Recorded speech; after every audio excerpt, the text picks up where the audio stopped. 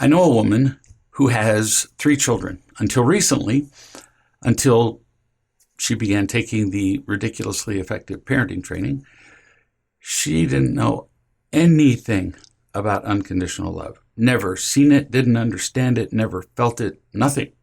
So what are the chances that she could give what she'd never felt or seen herself to her children?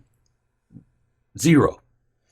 So naturally, her children suffered from the lack of training that a good parent needs. The worst effects amongst the 3 kids were seen in the oldest child, Ted, who was 11. That's fairly common, that you see the worst effects of either neglect or abuse or combination thereof in the oldest child, mostly because they've simply lived the most years with the effects of the wrong kind of parenting. Ted was 11. When he made mistakes already at such a tender age, you see this with adults, but he was 11 and he was already well into it. When he made mistakes, he tended to feel immediately ashamed, like he was just a worthless human being, followed by either lashing out at himself, and we've all seen this, where he would just go, I'm just so stupid, and stomp off into the next room, or well, I can't do anything right. So he'd lash it out at himself, or sometimes he would lash out at others. In other words, blaming other people for the mistakes that he made, and in the process, of course, denying his mistakes. Or he would withdraw or sulk or whatever. Rarely do children, or adults for that matter, use just one getting and protecting behavior. Instead, we use an assortment. We use whatever we've learned. We use whatever's available in a kind of stew of defensiveness and misery. It's really, truly terrible way to live.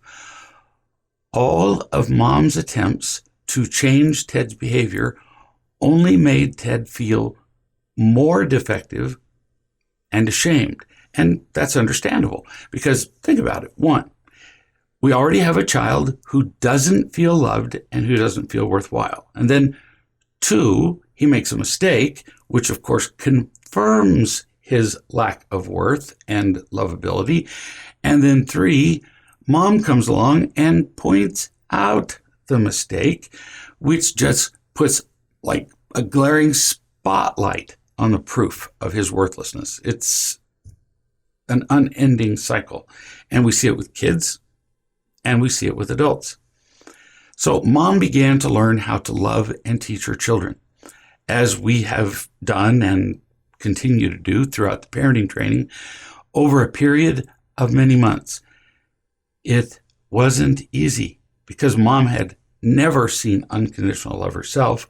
The idea of giving it to her children was completely novel, so it wasn't a piece of cake.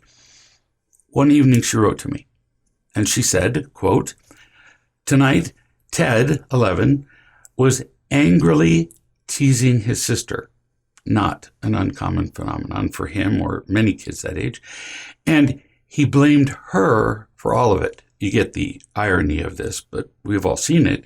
He's teasing his sister, and he's blaming his sister that he's teasing her. So Mom continues writing to me, "I tried to talk to him about it, his teasing.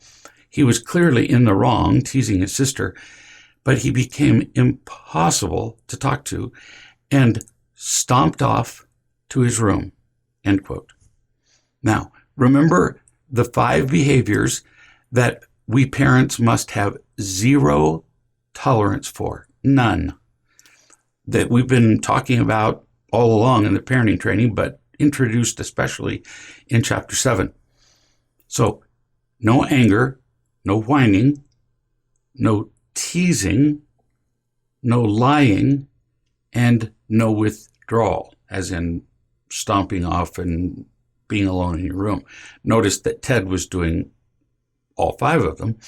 So Mom did next what was absolutely necessary, not just important, but for a parent, necessary. Like if you have a car that doesn't have wheels or an engine or anything and it sits in the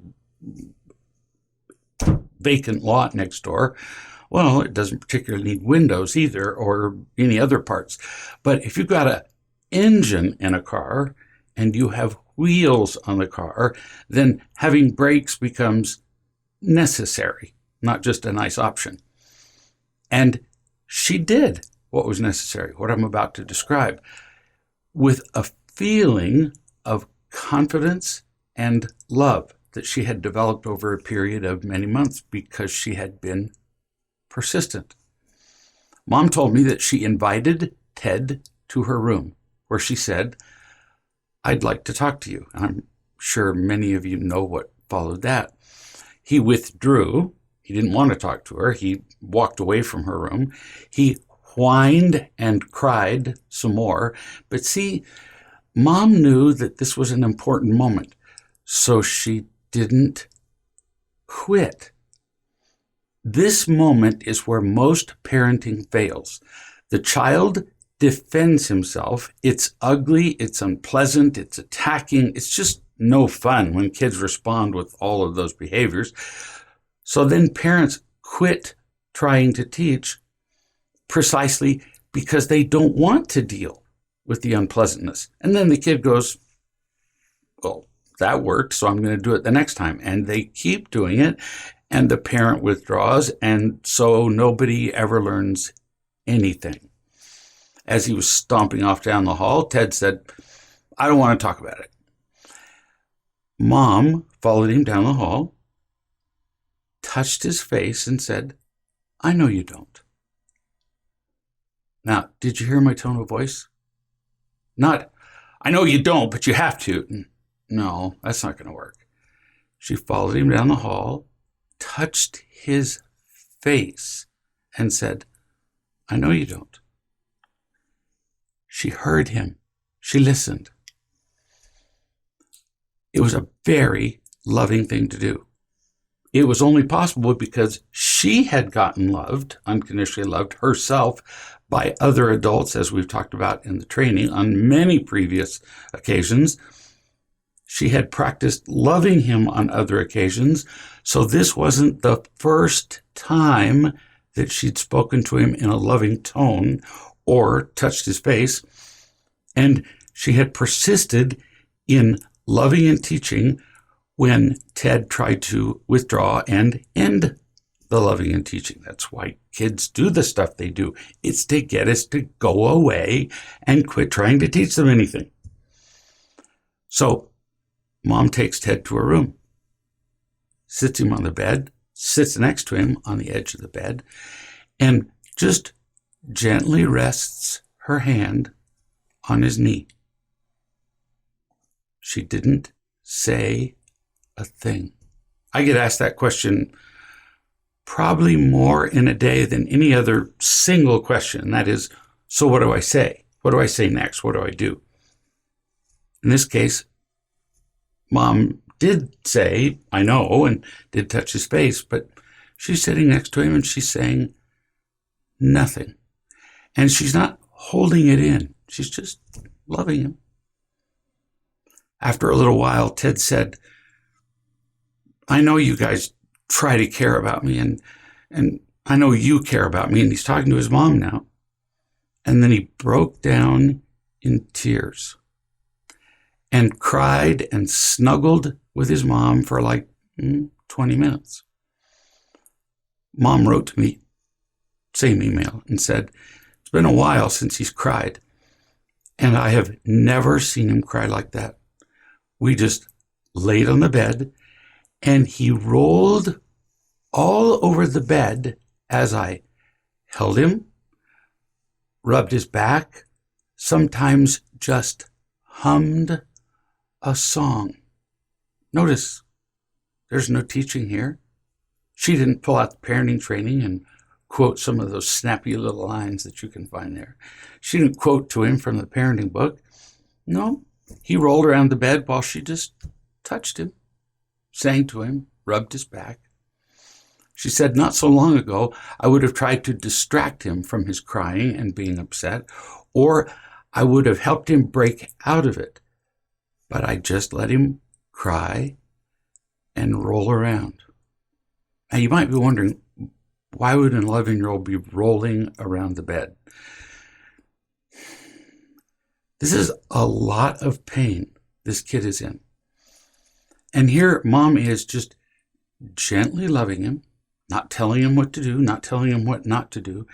This kid has so much pent up energy, it's a little bit of a surprise that his head doesn't just pop off or that he doesn't explode.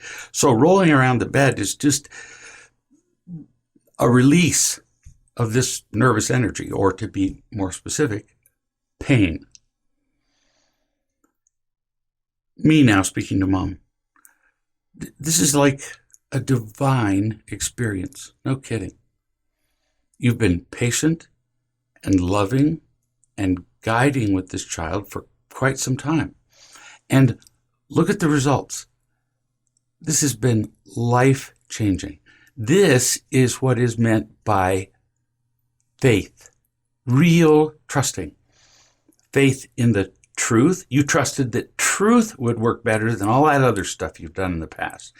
Faith in teaching, faith in loving, faith in your child, as opposed to faith in the past methods that never worked, or faith in controlling him, or faith in making him behave a certain way. No, you actually trusted that your child would respond to loving and teaching. And he did. You had faith in what works. You had faith in what you've been learning as opposed to what you've been doing in the past, which has never worked. And this does. You could never have learned that if you hadn't trusted. And as a result of you being trusting and you feeling more loving and feeling loved yourself, your son was able to trust you. There's a not so subtle lesson here for all of us in this. And it was genius that as he's crying, rolling around, whatever, you just touched him. Actually, when he sat down next to him, when he sat down next to you, you just put your hand on his knee. We parents don't know what to say, and very often the very best thing that we can say is nothing, because we tend to lecture, we tend to control. Tenderness, kindness, love. And we especially don't know what to do with crying. We ask questions, usually really stupid ones, like, why are you crying? I have never once in my life seen an 11-year-old child have an answer to that question. Oh, well, since you ask, I'm crying because I've been in pain for my entire life and you just suck as a parent. Children don't know the answer to that question. Or we try to stop the crying. Tears are often just an outpouring of profound emotion that they simply cannot express with words or in any other way. Give them time, love them, touch them, and they'll find the words, as he did before and after the tears. He expressed that he often just doesn't feel like a good person. And then he gets frustrated, and then he gets ugly to other people like he did to his sister. And then he feels even worse. But he didn't know how to express all that. So he just cried. Then mom continues talking to me and says, he really enjoyed my touching him and being with him a whole lot more. Afterward, he was so relieved, says mom. He was so relieved and happy. He gave my husband and I big hugs and really seemed to feel that he's good enough without having to do anything. Anything good he does, he said this. Now, of course, he was repeating what we taught him, but he meant it. Anything good he does is just a demonstration of who he is already. It was such a nice moment. End quote. Mom was also restating something that I had told her as she began to feel loved months before. We have it all backward. We believe we have to do good things, or at least things that please other people, in order to be worthwhile. Wrong. We're already worthwhile, and that just doesn't occur to us because nobody's told us that. We're already worthwhile, and when we know that, when we feel loved and then unafraid, the good choices just proceed from who we really are. We can't help ourselves from making good choices. And if other people don't like them, well, we gave it the best we had. This is a darling and frankly daring story of miraculous change in a really young man. This is the kind of reward that comes from simple loving and teaching.